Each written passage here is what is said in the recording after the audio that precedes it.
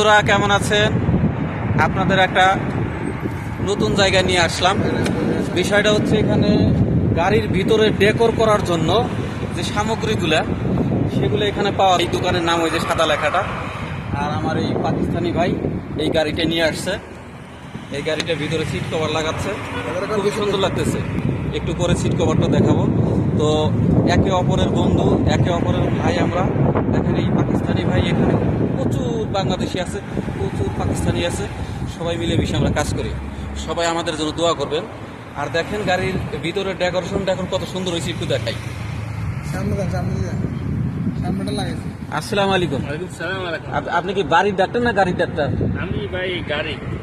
এই যে ডাক্তার, এই যে ডাক্তার, গাড়ির ডেকোরেট ডাক্তার এটা, ঠিক আছে?